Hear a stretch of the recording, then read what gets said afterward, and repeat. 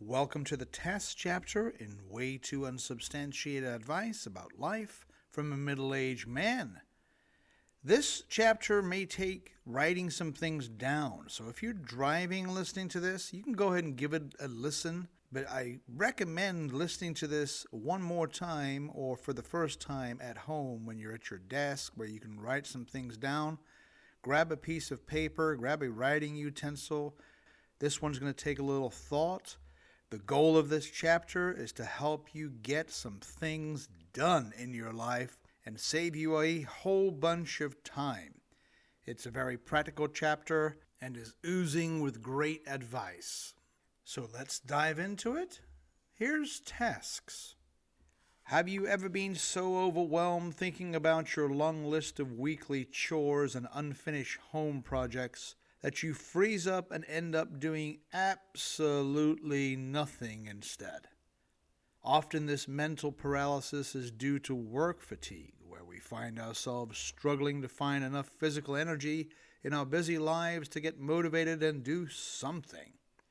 How would you all like to be able to accomplish many more tasks in a day, and furthermore at the same time have a little fun doing them?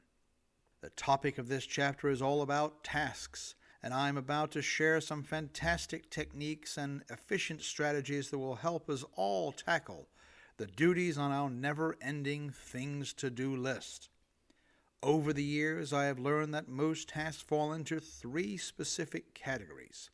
There are things we want to do, things we need to do, and things we must do.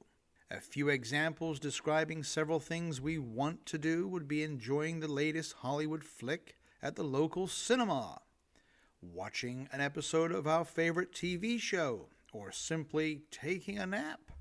Some things we need to do or should do would be paying a visit to the gym, going for a walk, cleaning the house, or taking a trip to the grocery store. Things in the must-do category would be tasks like filing our income taxes, crafting a last will and testament, or renewing our driver's license at the Department of Motor Vehicles. I have an emphasis bar which states, our tasks can be separated into things we want to do, things we need to do, and things we must do. Another way that I personally separate tasks is by analyzing them based on their weighted priority level. Basically, I ask myself, which one of my tasks needs to be done first or right away?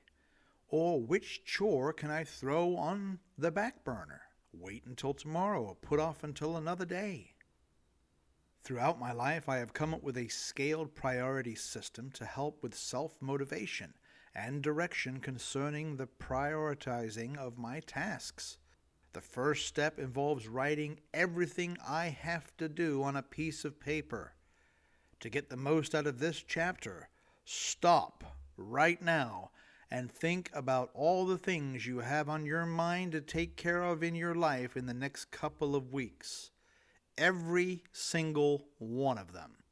Write them down for me the best you can. Take a moment. I'll put mine together too. I'll give you 10 minutes. Okay, are you ready? Let us continue. So now that we have composed a list, we need to write an indicator next to each item on our list. For top priority tasks, we write the notation P1. Things on our list not quite as important as our P1s are designated as P2s, and the rest are labeled P3s. These P3 tasks are the ones we feel we will get around to later, after our P1 and P2 tasks are completed or at least started. P3s can be put off until another time and are not crucial. There is no P4 category. P3 is where the numerical scale stops. Go ahead and mark on your own list with what you feel should be weighted P1, P2, or P3. This scaling method may also be used at work. It will make us all more productive, I assure you. Ultimately, I've found that it is a little easier to get things done at our job for a couple of reasons. One, obviously we are actually getting paid to do our jobs. parentheses tasks, not like at home where we operate as our own boss and our time task pay is essentially zero. But secondly, in our professions, we usually have a boss breathing down our necks, barking at us with, "Have you done this yet?" Or, "Now remember before the end of the day, I need that report," etc. Before we break down our task management assignment a little further, let me explain what happens inside our brains when we feel like we are becoming somewhat overwhelmed, or why we seem to drop into this disempowering, overloaded state of static awe on a regular basis, and more often than not, choose to do nothing at all. For my explanation, let us visualize that we have a laundry list of things to do, and we're kind of thinking about them all at once. Our brain's neurological firings are dancing back and forth, scanning random images and thoughts over a blurry, unseparated conglomerate mess of projects that we should tackle in the near future. In our paralyzed state, we can't help thinking about everything on our list as a blended together mass simultaneously. For half a second we think of this, and then we think of that, and then back to the other thing again, putting ourselves in a frantic, overloaded state. We are looking at everything we need to accomplish as a whole, not as individual, separate, isolated tasks. The clump of tasks, each involving various plans of action, are all hitting us at the same exact moment and causing our mind to not know where to start. Our brain finds itself in a jumbled dilemma, causing us to pick the path of least resistance, which is deciding to do nothing. We freeze up because it's all just too much. Let's not forget that sometimes we are void of energy, completely shattered from our workday, and we really don't feel like doing anything except laying on the couch. Does this sound familiar? One of the keys to successfully getting things done is doing things when we don't feel like doing them. If we only do things when we feel like doing them, things could get stagnated or ignored. Someone shared a joke with me recently. It goes like this. When a man says he's going to fix something around the house, he will do it. Just let him be. He doesn't need to be reminded about it every 3 months. Here is what we should do to spark some initial motivation to break things down to something our brains can handle. When we have something big on our plate that appears to have no end in sight, we have to break it down into smaller, granular, bite-sized, manageable pieces. I have an emphasis bar here. It says, how do you eat a large elephant? The answer, 1 bite at a time. What we need to do is isolate the tasks, pull them out of the pack, and think about them as a singular entity. Write the tasks down. It helps. Actually, I'm going to suggest it is imperative that the tasks are written down. Take each penned task and ask yourself this motivating question. Seriously, how much time is this task really going to take me? If I just threw everything into it with total focus to get it done, come up with a number like 10 minutes, 20 minutes, or even an hour and a half. Whatever your initial estimation of predicted time you think each task would take to complete. Go ahead and try this with your own list. Write the time it would take to complete the task next to the item on your list. For example, let's pretend a task that's on our list is unloading and loading the dishwasher or cleaning up the kitchen. Think about this. If we really worked at an intense pace, how long would it take us to crank out either one of these laborious tasks? 8 minutes? 12 minutes? Are these tasks P1 or P2 tasks? It depends. If we have company coming over, the task could be marked as P1. Under normal circumstances, if the dishwasher wasn't loaded today, I feel that it is not the end of the world. Therefore, I would mark it as a P2.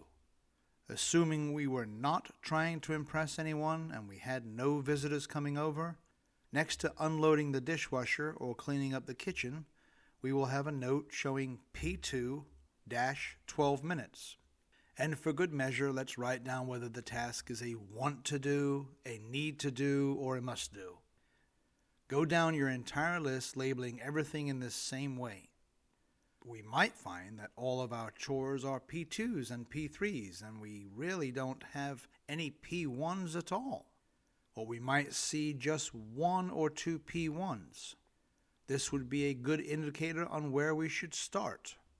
Here is when the motivation level can kick into high gear. Let's say we subjectively assign 15 minutes to an estimated task. Once we get started on it, we challenge ourselves to beat our originally assessed time, to create some intensity. This is like a Jedi mind trick to have our brain thinking in a motivated, empowering way. I think all of this will become a little clearer if I show you my own list and break it down to you all, like I am suggesting. Here it is. Go ahead and study it for a minute. Now, obviously, if you had the book, you'd see the illustration, but I'm going to try to best explain what people are seeing in the book format, whether it be paperback or ebook. I have a table. It has a list of 15 things, and it says, number 1, return work emails. Number 2, buy Mother's Day card and mail it. Number 3, go for a walk with a spouse. Number 4, take laundry out of dryer. Number 5, fold clothes, put away. Number 6, figure out dinner, make dinner. Number 7, vacuum out car. 8, take shower, dye hair.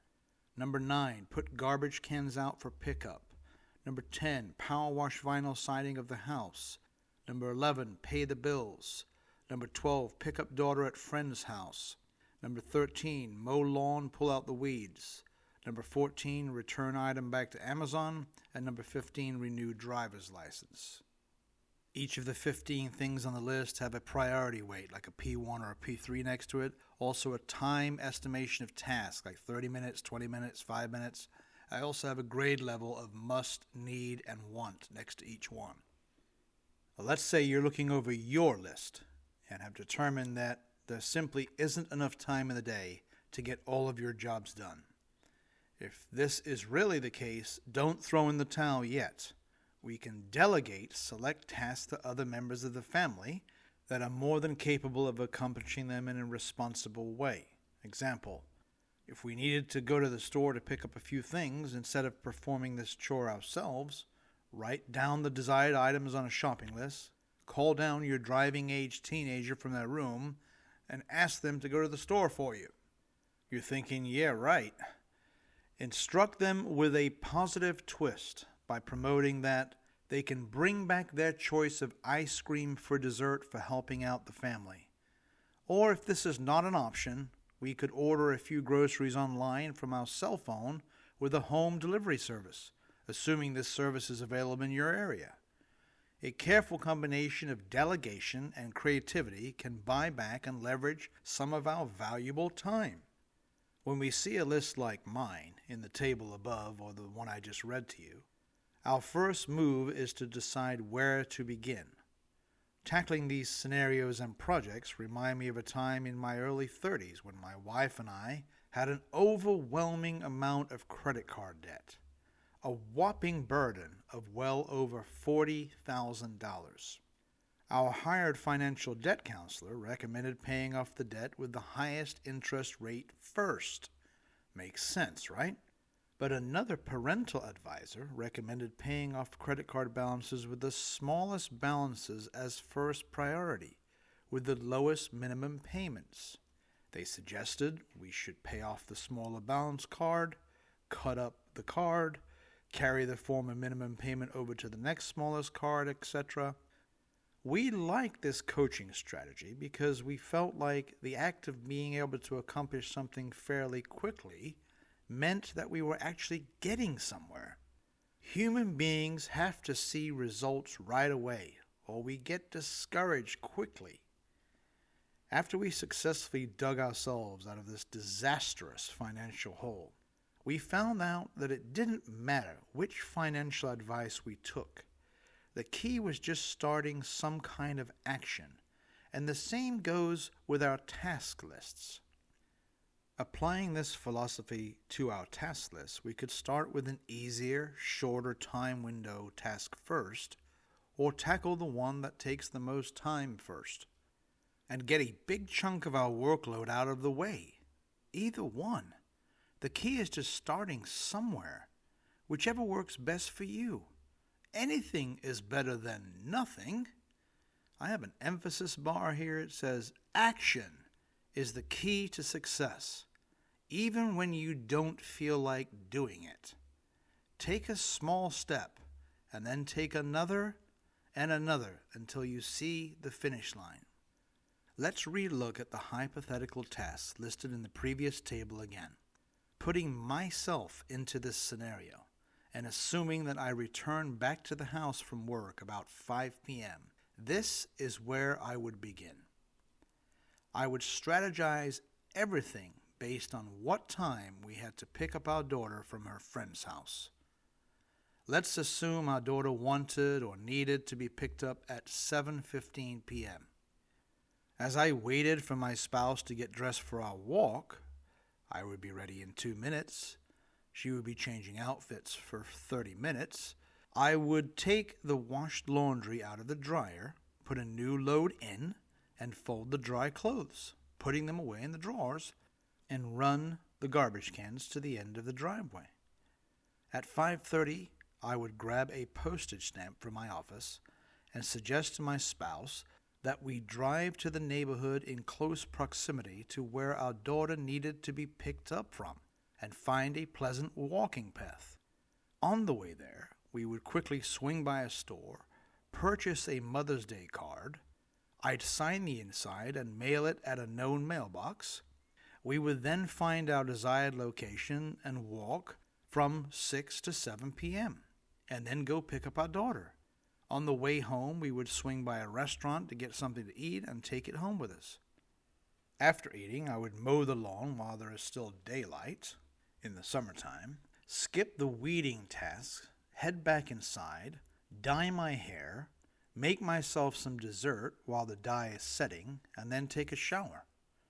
As I clean up, I would have my spouse schedule a pickup from Amazon, and after freshening up, I would go upstairs to my office, return some emails for work, and catch up on all the bills.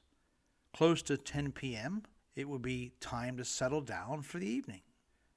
The following morning, I would discipline myself to get up early, be up and ready by 7 a.m., stop by the car wash, vacuum my car, and head off to the DMV when it opens up for the day so I can be one of the first people in line. After strategically chipping away in an efficient, intense manner, my fairly lengthy chores list has now been reduced to only the power washing of the vinyl siding and the pulling out of the weeds. These tasks will be bumped off to my Saturday chores. So now I'm left with a reduced table with only 2 lines. One says power wash vinyl siding of the house, P3, and the other one says pull out the weeds, P2. 45 minutes to do the vinyl siding, 30 minutes to do the weeds, need and need. What seemed like a long list of things to do weren't really any big deal at all, were they? Most of the 15 previous chores were knocked off the list in just one evening. After taking this kind of action, my mind would be clear and unclogged, and I would feel free mentally. There really was no reason to be overwhelmed. Now you ask, when do you have time to relax and binge-watch TV? Aha! I think I may have discovered why several of you can't get anything done around the house. I have an emphasis bar here. It states, balancing our work life, home life, and family obligations can feel like spinning plates sometimes. Many of us struggle with managing a balanced life. Some of us spend way too much time at work and not enough time at home, missing out on quality time with the family. Some of us waste too much time doing nothing and not enough time working on creating a better version of ourselves. Another way we should split up our task into the correct priorities is by weighing in all the factors that contribute to living a balanced life. Having only 24 hours in each day, we may need to prioritize work and family duties or tasks, chores, needs, wants, and musts. For example, hypothetically, let's say our 6-year-old daughter has a request, a want and desire, to go to the park when Daddy gets home. But the dad of the house has some important research work to do before tomorrow's important presentation. The girl's father needs to put work on the back burner for an hour and go to the park. He can stay up a little later and finish up his work. Daddy is a big boy now and should be able to handle this minor inconvenience. Time with the family and displaying an emphasis for our health are way more important than remedial tasks such as mowing the lawn and unloading the dishwasher. If any of our tasks on our things to do list conflict with each other, we should understand which task can wait or can be bumped by another in order to live out a balanced life. Unsubstantiated advice from a middle-aged man about tasks. In order to find effective motivation and detangle our brains, we must write down all of our unfinished tasks, followed by a coding method organized by prioritization to help us make decisions on where and how to begin. Am I right about this, or just half right? This is Rich J. Tilley, author of Way Too Unsubstantiated Advice about Life from a Middle-Aged Man. If you're still looking to purchase a copy of the book and do live within the United States, I would suggest checking out my website for the best value. You'll get this book and the previous Unsubstantiated Advice book with an author's special that you can't say no to. Check out www.mybooksandvids.com. If you still prefer to shop on Amazon, go to your country's Amazon site, type in my name, Rich J. Tilley, or the title of the book, and you'll find the options. If you can't find the option for paperback, it might not be available in your area, but I would suggest the ebook version because the illustrations are very impressive in the ebook versions. You can zoom in on them, and it's very detailed, even better than some of the paperbacks, to be honest with you. Don't shut yourself out just because you can't get the paperback version. So we're down to the last chapter, folks. Look ahead on YouTube. It's called Wishes. It begins with a W. That's the last chapter of the book. It's an epic finish. You'll love it. Until then, thanks for listening, everybody.